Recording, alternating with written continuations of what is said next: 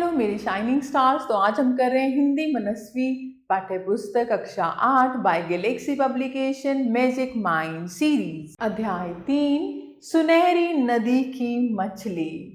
Life skills यानी जीवन कौशल पाठ प्रवेश। कहीं भी लगी लाइन को देखकर यहाँ ऐसा लगता है कि कुछ बटने वाला है। एक मंदिर के सामने एक लाइन लगी थी और मंदिर में प्रसाद बंटने लगा। वहां लगी भक्तों की लाइन में होड़ मच गई, पहले मुझे। अपने पाने के चक्कर में हम यह भूल जाते हैं कि दूसरों को भी मिला है या नहीं। इन सब में एक सज्जन ऐसा होता है जो जानता है कि पहले किसे देना है। आइए प्रस्तुत नाटक देखें जिससे पता चल जाएगा। पर्दा उठने पर मंच लगभग खाली है। दाईं ओर एक कुर्सी रखी हुई है, उसके निकट ही एक छोटी सी अलमारी है। पास ही एक स्टैंड पर स्कूलों में बजाई जाने वाली घंटी लटक रही है। दाईं ओर से भड़कीले वस्त्र पहने नाटक का सूत्रधार मंच पर आता है और मंच के बीचों बीच पूरे प्रकाश के ठीक सामने आकर खड़ा हो जाता है। दर्शकों का अभिवादन कर स्टैंड पर लटकी घंटी को टन टन कर बजाता है और दर्शकों की ओर मुड़कर कहता है। तो सूत्रधार क्या कहता है? प्यारे बच्चों, माननीय संरक्षकों और आदरणीय अध्यापकों, बहुत शीघ्र आपके सामने एक नाटक खेला जाने वाला है जो हमारे देश की एक लोक कथा पर आधारित है। मैं नाटक का सूत्रधार और सहायक निर्देशक हूँ। इशारे से बतलाते हुए इस अलमारी में नाटक में काम आने वाली चीजें यानी नाटक की प्रॉपर्टी रखी हुई है। नाटक के अभिनेता इधर विंग्स के पीछे खड़े हुए हैं और मेरे घंटी बजाते ही वे रंगमंच पर आ जाएंगे। अब आप लोग बिल्कुल शांत हो जाइए ताकि मैं घंटी बजा सकूं। सूत्रधार घंटी बजाता है और मंच के एक किनारे पर खड़ा हो जाता है। राजकुमार चंद्रचूड़, कपिल देव और उनका छोटा भाई सभी मंच पर प्रवेश करते हैं। सूत्रधार, ये हमारे नाटक के मुख्य पात्र हैं। ये है सबसे बड़े राजकुमार चंद्रचूड़। चंद्रचूड़ हाथ जोड़कर दर्शकों का अभिवादन करते हैं। और ये है छोटे भाई राजकुमार कपिल देव। कपिल देव भी हाथ जोड़कर अभिवादन करते हैं। और ये हैं इन दोनों के छोटे भैया। छोटे भैया सिर झुकाते हैं। राजकुमार चंद्रचूड़ और कपिल देव आज मछलियों का शिकार करने जा रहे हैं और इस बात से कुछ खिन्न हैं यानी नाराज हैं कि उनका छोटा भाई भी उनके साथ आ गया है, जबकि वे दोनों उसे मना कर चुके हैं कि तुम हमारे साथ मत चलो।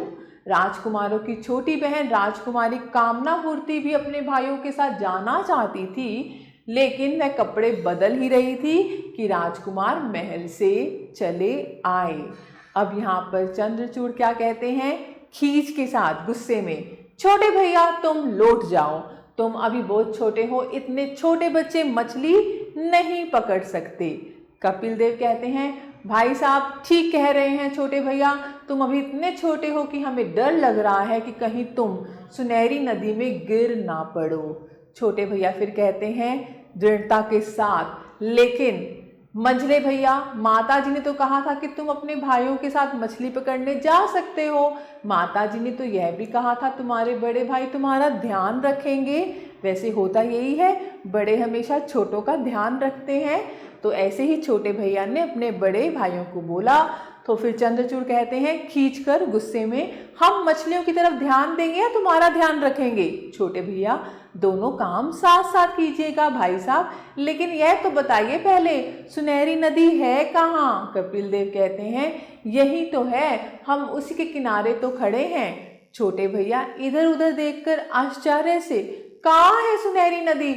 मुझे तो दिखलाई नहीं दे रही। चंद्रचूड़ खिन्न भाव से, गुस्से में, उदास होते हुए, नदी इसलिए नहीं दिखाई दे रही है क्योंकि सूत्रधार मंच पर नदी लाना भूल गए हैं। ताली बजाकर सूत्रधार नदी जल्दी लाइए। सूत्रधार जल्दी से अलमारी की ओर बढ़ता है और उसे खोलकर उसमें से 2 बड़ी पट्टियां निकालता है।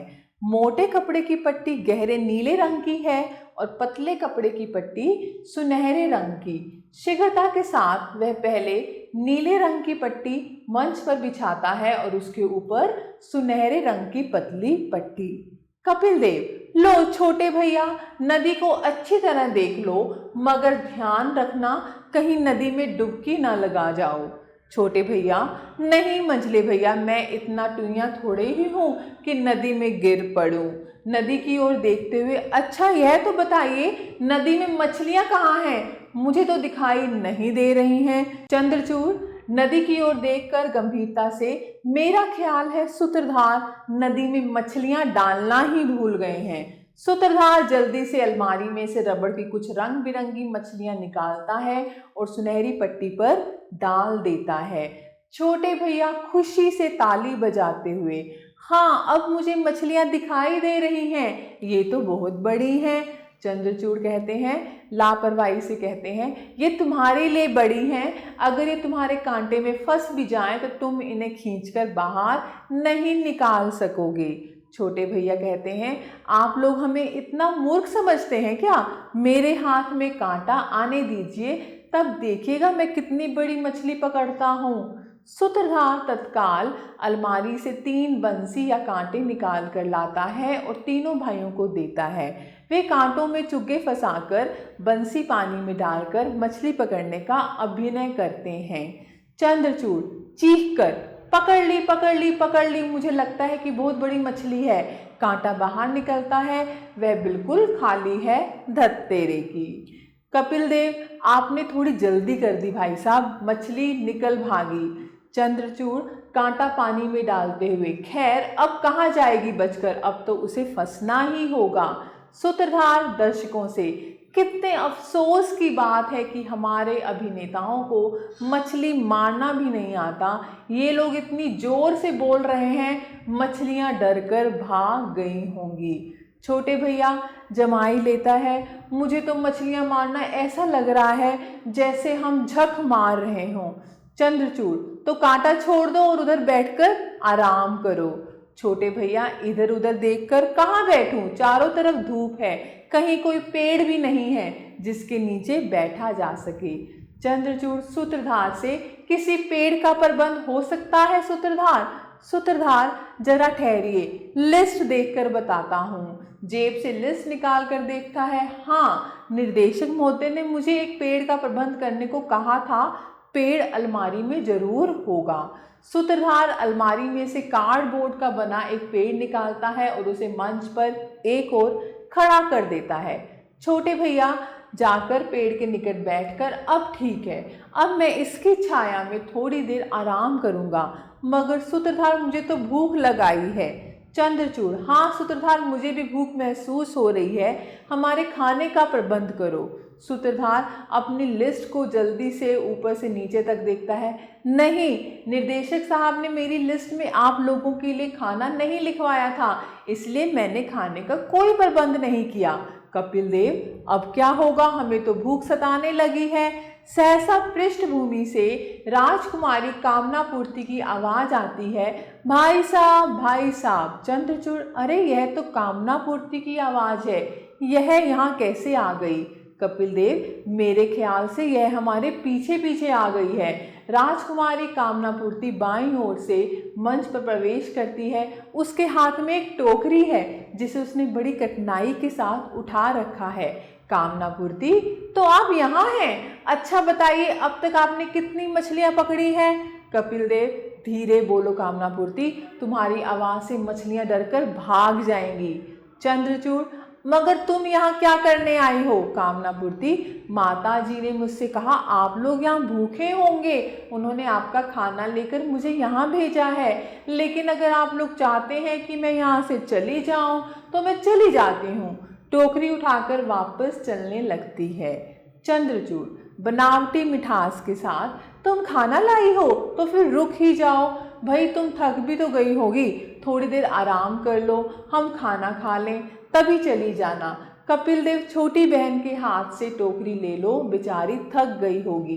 कपिल देव टोकरी लेने के लिए आगे बढ़ते हुए, मैं तो खुद ही सोच रहा था, टोकरी लेकर नीचे रखता है, बड़ी महक आ रही है, तीनों भाई खाना खाने का अभिनय करते हैं। सूत्रधार आगे बढ़ जाता है और दर्शकों को संबोधित कर कहता है, सूत्रधार, किसी को खाना खाते हुए देखना अच्छा नहीं, खाने वालों को तो संकोच होता ही है, देखने वालों के मुंह में भी पानी आता है।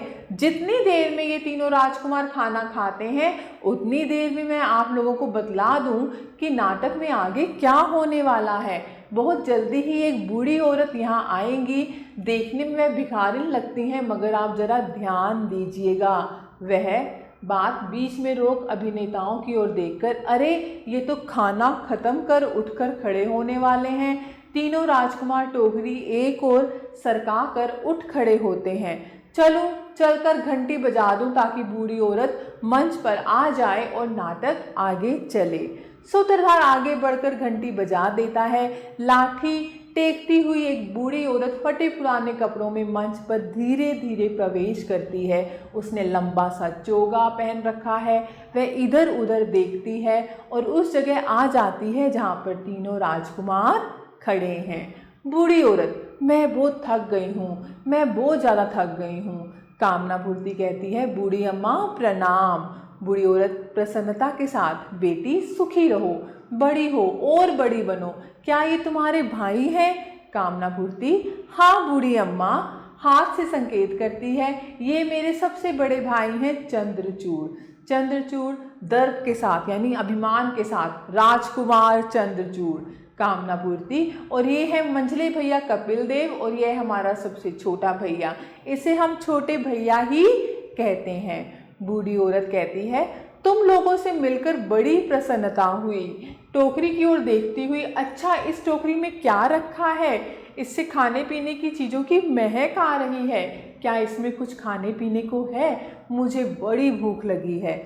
चंद्रचूड़, इसमें जो कुछ भी था वह सब खत्म हो गया है, अब इसमें कुछ नहीं बचा। कामना पूर्ति, मेरे ख्याल से इसमें कुछ गुजियाँ भी रखी हैं। माता जी ने वे खास तौर से तुम लोगों के लिए बनाई हैं, तुम लोगों ने शायद उन्हें देखा तक नहीं। चंद्रचूड़ फुर्ती से, हम थोड़ी देर में उन्हें भी खा लेंगे, वे हैं कितनी। कामना पूर्ति दृढ़ता के साथ, ठीक है, आप लोग अपने हिस्से गुजिया खाइए, मैं अपने हिस्से गुजिया बूढ़ी अम्मा को देती हूँ। टोकरी में से 2 गुजिया निकालकर बूढ़ी अम्मा को दे देती है। बूढ़ी औरत खुशी के साथ गुजिया लेती हैं और चाव से उन्हें खाती हुई, जुग जुग जियो बिटिया, सुखी रहो, भगवान तुम्हें बहुत सारा दे, तुम बहुत अच्छी लड़की हो। गुजिया सचमुच बहुत अच्छी हैं, बहुत ही स्वादिष्ट हैं, इन्हें खाते ही मेरी तमाम भूख और थकान मिट गई। राजकुमार चंद्रचूड़ को अपनी बहन का यह भला काम पसंद नहीं आया। वह अपना मुंह दूसरी ओर कर लेता है और कांटा हाथ में ले नदी में डालकर मछली पकड़ने का अभिनय करने लगता है। उसकी देखा देखी कपिल देव और छोटे भैया भी अपने कांटे नदी में डालकर मछली पकड़ने का अभिनय करते हैं। बूढ़ी औरत राजकुमारों को देख आश्चर्य से, क्यों बेटी, क्या ये लोग इसी नदी में मछलियां पकड़ रहे हैं? कामना पूर्ति, हाँ बूढ़ी अम्मा। बूढ़ी औरत जोर से हंसती है, पगले कहीं के, फिर हंसती है। छोटे भैया, बूढ़ी अम्मा तुम इस तरह क्यों हंस रही हो? बूढ़ी औरत हंसते हुए, मुझे तुम्हारी मूर्खता पर हंसी आ रही है कि तुम इस नदी में मछली पकड़ने की कोशिश कर रहे हो। कपिल देव आश्चर्य से, लेकिन बूढ़ी अम्मा हमने कौन सी मूर्खता की है? यह नदी तो मछलियों से भरी हुई है। बूढ़ी औरत हंसती हुई, मेरे बच्चे, मछलियां नहीं हैं, इस नदी में मछलियां हो ही नहीं सकती। यह मामूली नदी नहीं है, यह सुनहरी नदी है, इच्छाओं की नदी, कामनाओं की नदी। तुम्हें इस नदी में मछलियां पकड़ने की कोशिश करने की बजाय अपनी इच्छाएं, अपनी कामनाएं पूरी करने की कोशिश करनी चाहिए। चारों बच्चे एक साथ एक स्वर में अपनी इच्छाएं पूरी करने की कोशिश करनी चाहिए। बूढ़ी औरत, हाँ बच्चों, भाग्यवान लोग अपने मन में इच्छाएं लेकर उन्हें पूरी करने के लिए ही इस नदी पर आते हैं। कामना पूर्ति, और क्या यहाँ उनकी इच्छाएं पूरी हो जाती हैं? बूढ़ी औरत, हाँ, इच्छाओं को कांटा डालकर इसी तरह पकड़ना होता है जैसे मछलियों को, और जब एक बार इच्छाएं पकड़ में आ जाती हैं तो फिर वे पूरी हो जाती हैं। चंद्रचूड़ बड़ी दिलचस्पी से। अच्छा, मैं कोशिश करता हूँ, देखता हूँ मेरी इच्छा पूरी होती है या नहीं। चंद्रचूड़ अपनी बंसी में चुग्गा लगाने का अभिनय करता है और उसे नदी में डाल देता है। चंद्रचूड़, मैंने सोच लिया है कि मैं अपनी किसी इच्छा को पूरी होते हुए देखना चाहूँगा। रुककर, मुझे लगता है मेरी इच्छा पूरी होने जा रही है। मेरे कांटे में मछली आ गई है।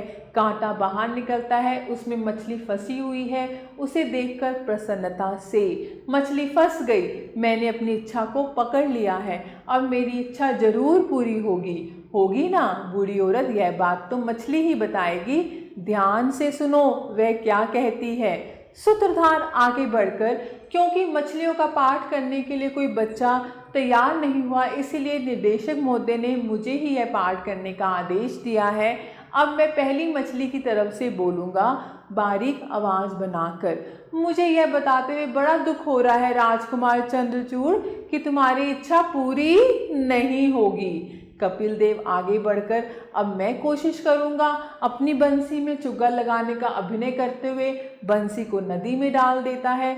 बूढ़ी अम्मा, मुझे लगता है मेरी इच्छा कांटे में फंस ही गई है, सचमुच फंस गई है। मैं इसे बाहर निकालता हूँ। कांटा बाहर निकालता है, उसमें मछली को फंसी देखकर प्रसन्नता के साथ, मछली तो फंस गई है, लेकिन क्या मेरी इच्छा सच निकलेगी? बूढ़ी औरत, यह तो मछली ही बताएगी। सूत्रधार आगे बढ़कर, दूसरी मछली का पाठ भी मुझे करना है। आवाज बदलकर, मुझे यह बताते हुए बहुत ही दुख हो रहा है राजकुमार कपिल देव कि तुम्हारी इच्छा भी पूरी नहीं होगी। बूढ़ी औरत, यह सुनकर मुझे भी बहुत दुख हुआ मेरे बच्चे, मगर अब क्या किया जा सकता है। तुम जरा छोटे भैया को भी उसकी इच्छा पकड़ने का अवसर दो। छोटे भैया आगे बढ़कर, मैं कोशिश कर देखने में कोई हर्ज नहीं समझता, क्योंकि मेरी इच्छा बहुत ही अनोखी है। कांटे में चुग्गा लगाने का अभिनय करता है और कांटे को नदी में डाल देता है। अरे, कांटा डालते ही मेरी इच्छा की मछली इसमें फंस गई है। कांटा बाहर निकालता है, उसमें फंसी मछली को देख प्रसन्नता के साथ, मेरी इच्छा बहुत जल्दी पकड़ाई में आ गई, मुझे लगता है वह बहुत जल्द पूरी होगी। बूढ़ी औरत, यह बात तो मछली बताएगी। सूत्रधार आगे बढ़कर, क्या मुसीबत है, यह पार भी मुझे करना है। आवाज बदलकर, छोटे भैया, बहुत दुख के साथ मुझे कहना पड़ रहा है कि तुम्हारी इच्छा भी पूरी नहीं होगी। चंद्रचूड़ क्रोध से, यह सब धोखा है, एक झूठा खेल है। कपिल देव, इस नदी में किसी की इच्छाएं पूरी करने की शक्ति नहीं है। कामना पूर्ति आगे बढ़कर, क्या एक बार मैं भी कोशिश कर सकती हूँ बूढ़ी अम्मा? चंद्रचूड़ विरोध करते हुए, नहीं नहीं, यह लड़कियों का काम नहीं है, तुम्हें इन चीजों से कोई मतलब नहीं रखना चाहिए। बूढ़ी औरत, मगर राजकुमार, बिटिया के एक बार कोशिश करने में हर्ज भी क्या है? छोटे भैया, हाँ भाई साहब, एक बार उन्हें भी तो कोशिश करने दीजिए, आखिर वह हमारा खाना भी तो लाई थी। चंद्रचूड़ बुझे मन से, अच्छा कर लेने दो इसे भी कोशिश, जब हमारी इच्छाएं पूरी नहीं हुई तो इसकी क्या होगी, यह कोई हमसे ज्यादा सियानी है।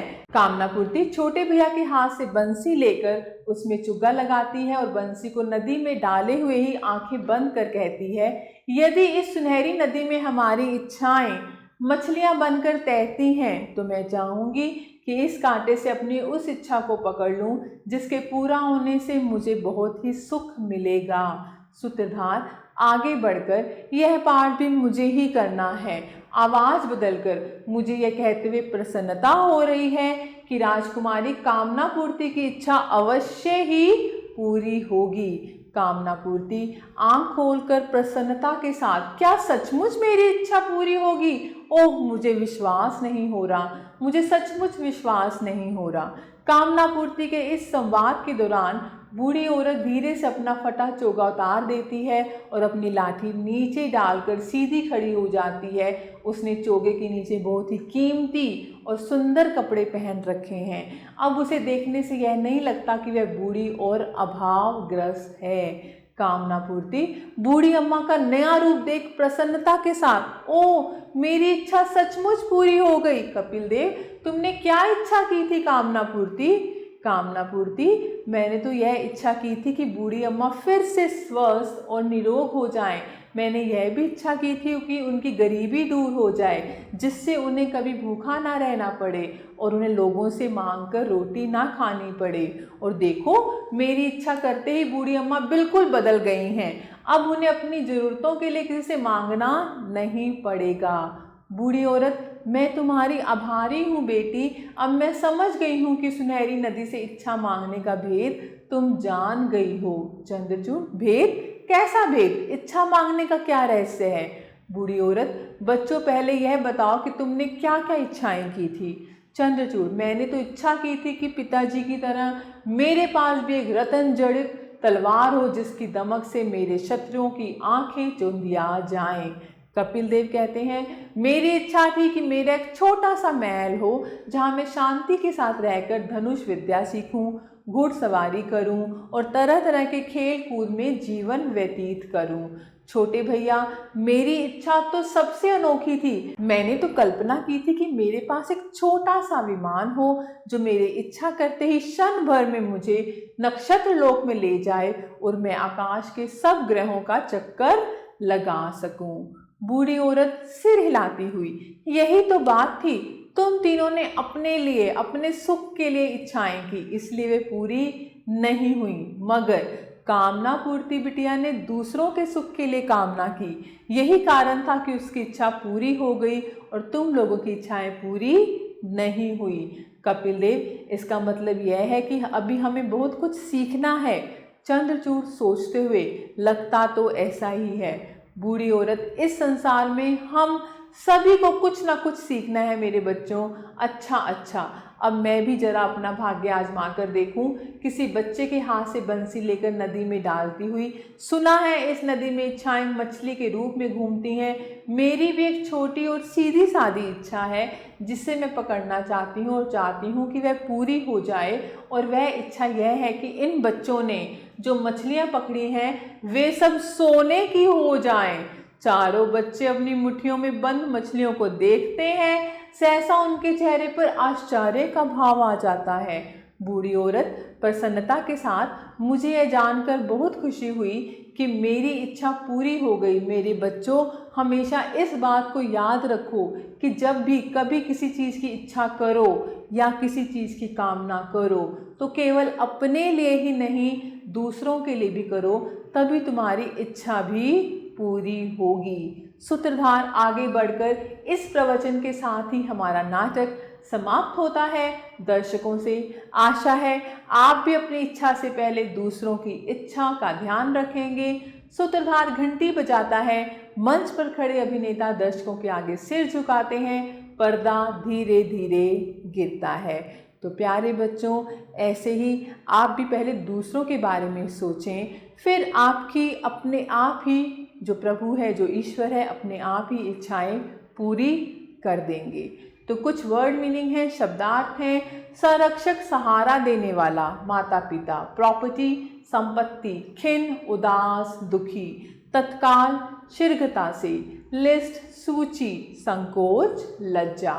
अभ्यास, जो पाठ से है, मौखिक है, जैसे निम्नलिखित प्रश्नों के उत्तर दीजिए। अलमारी में क्या रखा था? मछलियाँ किस चीज़ की बनी थी? ऐसे लिखित में सही विकल्प पर सही लगाइए। बड़े राजकुमार का नाम था, क्या नाम था?